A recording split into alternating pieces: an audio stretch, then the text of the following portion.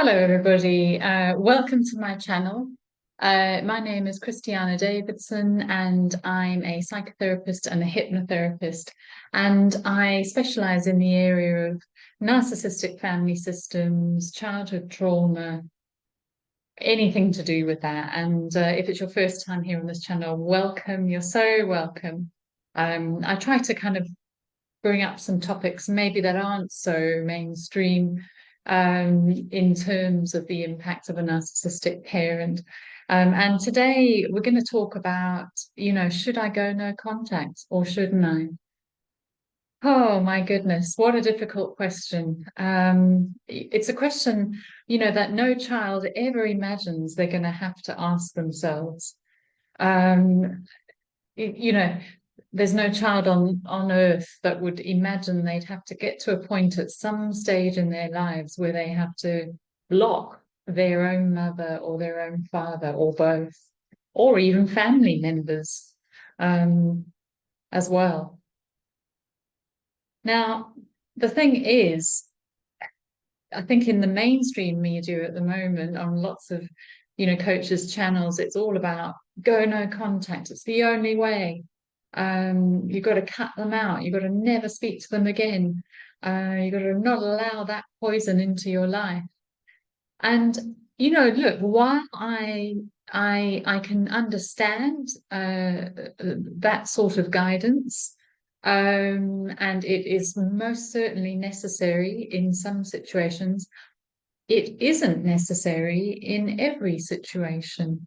Um, my view personally on no contact, in most cases, I'm going to say this, not in all, but in most, where there is a narcissistic parent, what can we say, a sort of medium rare narcissistic parent as opposed to one that is highly MPD, malignant, psychopathic, that kind of thing, then I would suggest that no contact is used as a tool in order to heal. And then there is every opportunity thereafter to re-establish contact, but in a very boundaried and protective way. And, that's sort of the approach that I would take on with my clients. Many other coaches wouldn't. They would say that that was not wise advice of me. And I can only share, what I've witnessed with my clients, and in my own personal life. But it's also from the point of view that, every person has the right to choose what's going to work for them. Just because, mainstream is saying, you should go no contact, you must, or you're not going to heal, doesn't mean that that's true. Each one of us has to trust our own gut in this healing journey. And that's what I aspire to help my clients do. And a lot of clients come with a sense of duty, regardless of how they've been treated. And I think that's a wonderful trait, a wonderful characteristic, very noble to have that desire to be a good daughter or a good son. And that needs to be acknowledged.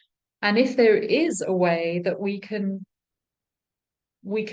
sort of satisfy that desire with healthy boundaries, well, I think then it's a win-win situation. Anyway, let's unpack this a little bit further. It won't be a very long video this today, but I just thought it's an important topic just to touch on because I haven't as yet on this channel. And please do leave your comments if you have, any experience of this yourself. So I think like I was saying, to go no contact, there are certain situations where I would 100% recommend it. Now, like I said, if your parent is highly abusive, if it's every time you're with them, it is so toxically damaging to you, then, and you've got to a point where you sort of say, I can't do this anymore. I'm out. Well, then it's time to go no contact. 100% for sure. I also recommend no contact for a certain period of time if you have been enmeshed with a parent.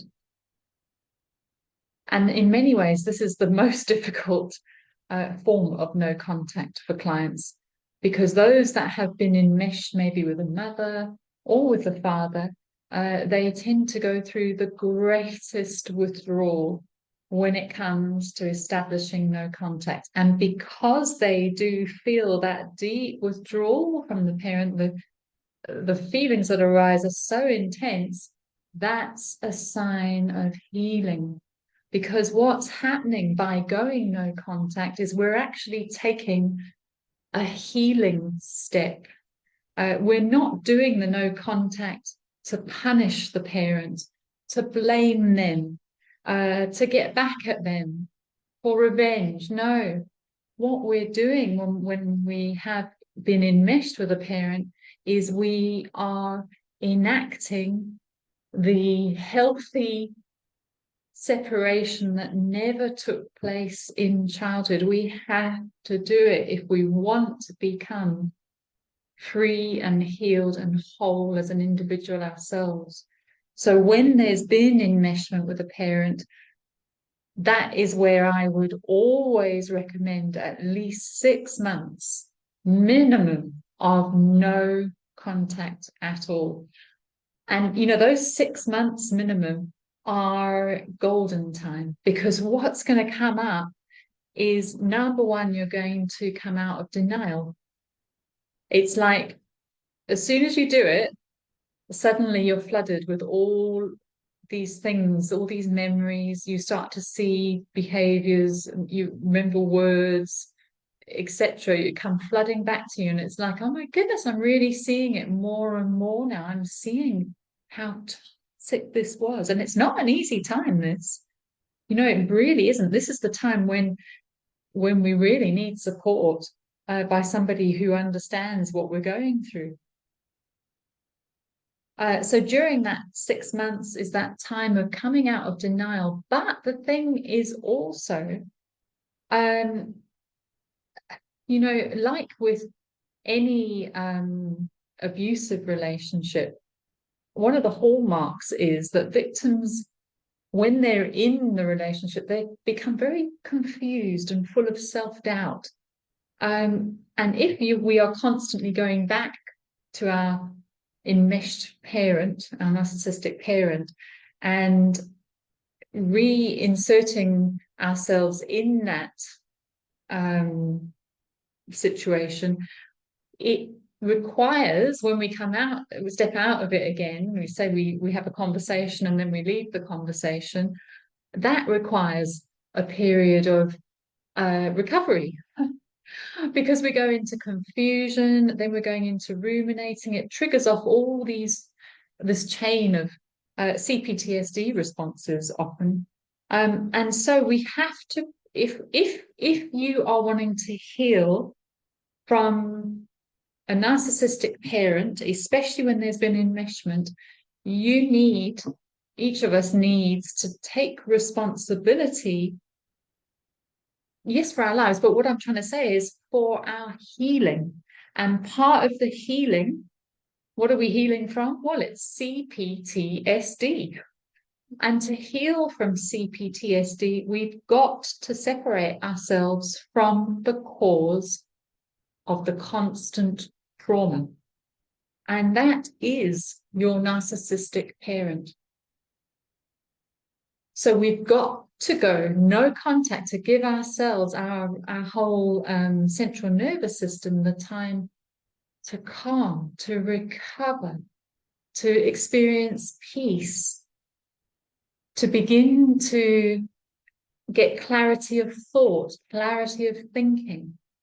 And also during this time, we need to begin to take responsibility then for what didn't happen in childhood, that healthy separation and individuation, which is all about assertiveness and growing in self-confidence and self-knowledge. We need to give ourselves the chance to do that during the no contact time.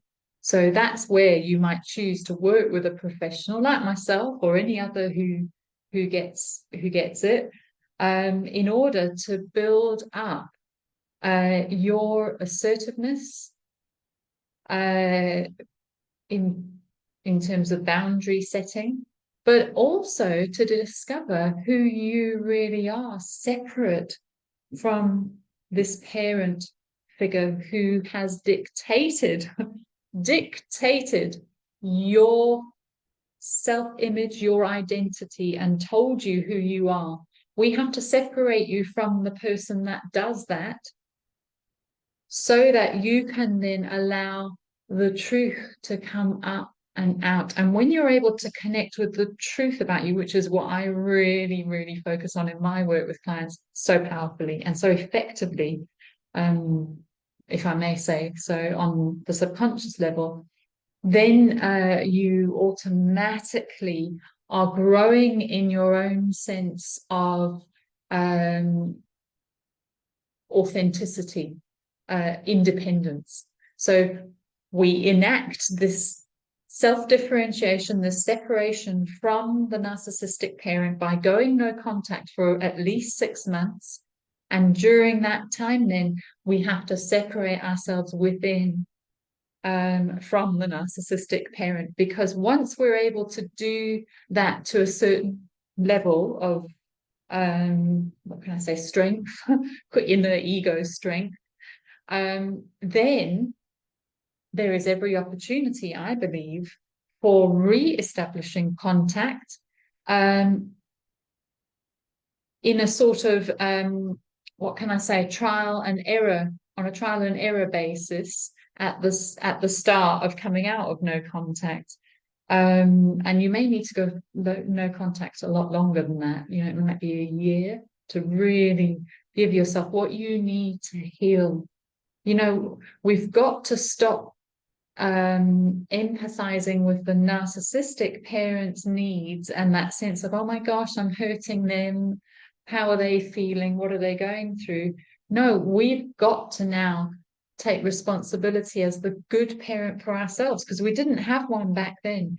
We now have to be the good parent and say, no, look, I know you feel guilty, but we need to heal if we're ever going to have a semblance of a relationship with this person. And so you have to really dig deep and grant yourself this period of recovery, which is no contact. And it's not like it's sort of presented by so many out there as an act of aggression and, you know, stuff you. I mean, it can feel like that, and there is a time and a place for that, actually, but that's not, from my perspective, what it's about. It's no contact with the view to healing, recovering, growing, strengthening, connecting with your authentic self so that you can show up differently with that parent in the future. And that's the tough part, because, you know, there is a sense of sort of, what can I say, letting go of the parent as you used to know them, and realizing that you're never going to get your needs met in them, ever. They're always going to be perhaps a child in the relationship, and we have to see them as that. And part of this is accepting, okay, this is the reality for me with my parent. How am I going to show up as a responsible, good parent here?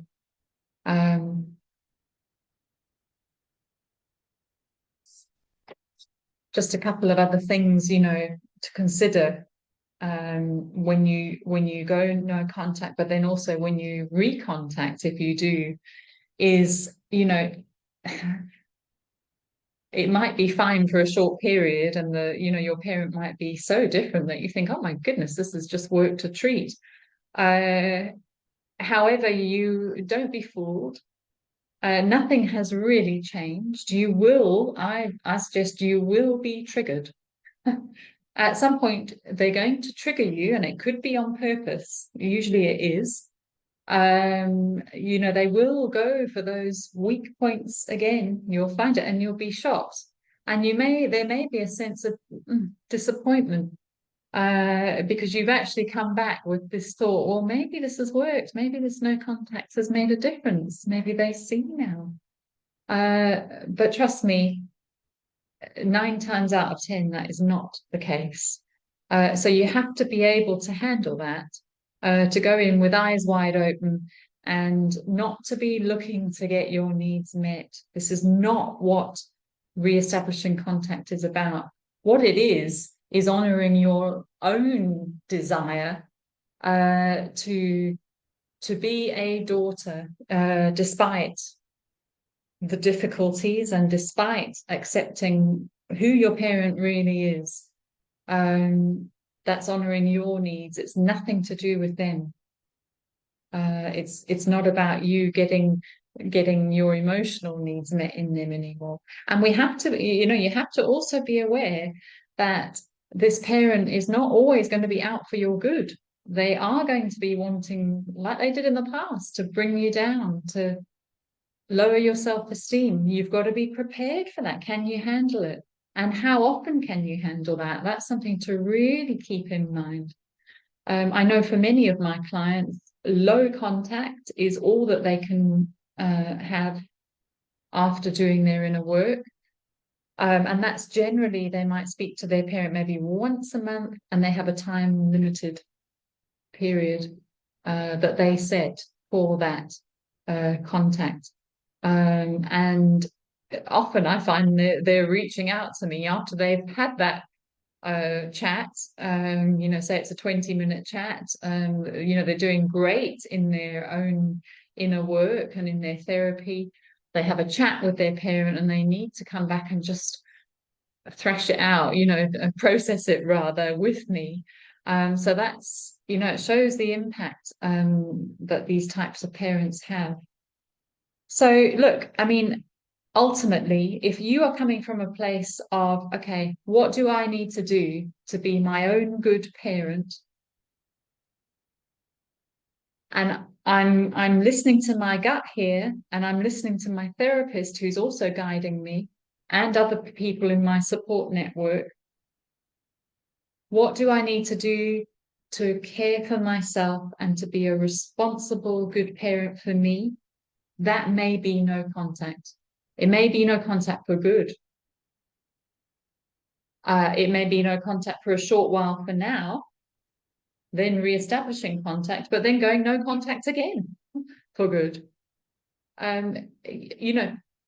Nothing's set in stone. This is a process, and it is a journey of testing your own boundaries with this parent and seeing what works for you. Doesn't matter what anyone else is doing. And the thing I want to finish on here is, look, even when you do go no contact with your parent, the inner work is still needing to be done. You've gone no contact out there. You need to go no contact in here. And how is that going to happen? Well, you can work with a therapist like myself, but you're also going to be meeting your parent in others in your life who are there to help you do this inner growth. So yes, it can be a great help, no contact, but trust me, it's not going to free you from doing the work that needs to be done with your narcissistic parent. There's no escape from that, unfortunately. But it does lead to the most wonderful, deep connection with your authentic self if you're willing to do the inner work and be brave enough to put your needs above those of your narcissistic parent. And if you'd like some support in that, I am here. Reach out to me, delightingyou.com. And you don't have to be years in therapy doing it either. We can move you along quickly. Okay, everybody. I hope that was helpful. Please leave your thoughts and like it if it was. Take care and see you soon.